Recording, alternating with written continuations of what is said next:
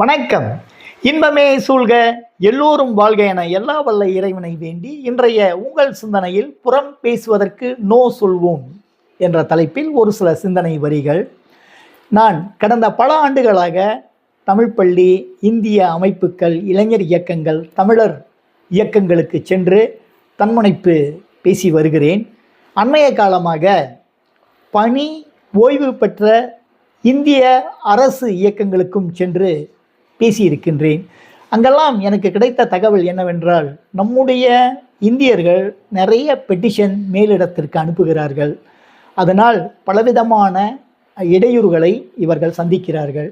தமிழ் பள்ளிக்கூட தலைமையாசிரியர்களும் சொல்கிறார்கள், ஆக்ககரமான செயல்களை செய்ய முடியவில்லை என்று. ஏன், இந்த பலிகடாவில் நானும் கூட ஒருவன்தான். கடந்த ஓராண்டுகளுக்கும் மேலாக ஒவ்வொரு வெள்ளிக்கிழமையும் உங்கள் சிந்தனை என்ற இதை ஒரு 3-3.5 நிமிடத்திற்கு உள்ளாக பேசி வருகிறேன். எல்லாம் சமூகத்திற்கு பயனான மிக ஆக்ககரமான வெற்றியாளர்களின் கதைதான். தனிப்பட்ட யாரை பற்றியும் நான் அதில் பேசுவதில்லை. வாட்ஸ்அப் நிறுவனம் 2-3 மாதங்களுக்கு முன்பு ஒரு தகவல் அனுப்பினார்கள். இதுவரை உங்களுடைய பேச்சை 82,000க்கும் மேற்பட்டவர்கள் கேட்டு பயனடைந்திருக்கின்றார்கள். அதில் Malaysia, India, Singapore, Myanmar, Sri Lanka, Mauritius, ஐரோப்பிய நாடுகள், கனடா, ஆஸ்திரேலியா போன்ற நாடுகளிலிருந்தெல்லாம் இதை கேட்கிறார்கள். வாழ்த்துக்கள் என்று தெரிவித்திருந்தார்கள். அந்த புள்ளிவிவரம் கிடைத்த 2-3 வாரத்துக்கு பிறகு என்னுடைய வாட்ஸ்அப் பிளாக் லிஸ்ட் ஆணுச்சு. மீண்டும் நான் அதை மனு செய்தேன். மீண்டும் பிளாக் லிஸ்ட்டு. 3வது டத்தோஸ்ரீ சிராஜுடீன், அவர் டீன் ஜோலஸுடைய குழுமத்தின் தலைவர். அவர் மூலமாக இன்னொரு எண்ணை எடுத்தேன். ஆக இதையெல்லாம் நான் ஏன் சொல்கிறேன் என்றால், நமக்கு யாருக்காவது இந்த தன்முனைப்பு பிடிக்கவில்லை என்றால் தாராளமாக என்னிடம் சொல்லலாம். நான் சொல்லக்கூடிய நல்ல கருத்துக்கள் உங்களுக்கும் நல்லதாக இருக்க வேண்டும் என்று கட்டாயம் கிடையாது. எனக்கு பிடித்தது உங்களுக்கு பிடிக்காமல் இருக்கலாம்.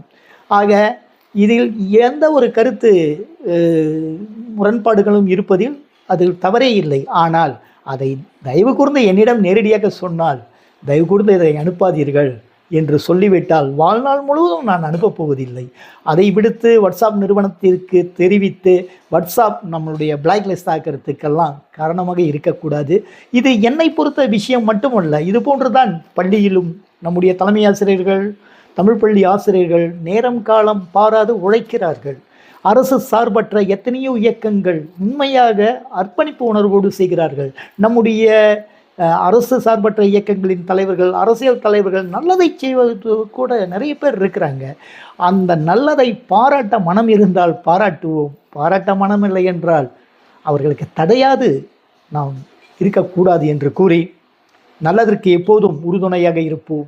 இறைவன் நம்மை மேலும் நம்மை வளர்ச்சியடை செய்வான் என்று கூறி, அடுத்த வாரம் மேலும் இது போன்று ஒரு சிந்தனையோடு சந்திக்கின்றேன். அன்புடன், சுபமைன் டைனமிக் மு கணேசன்.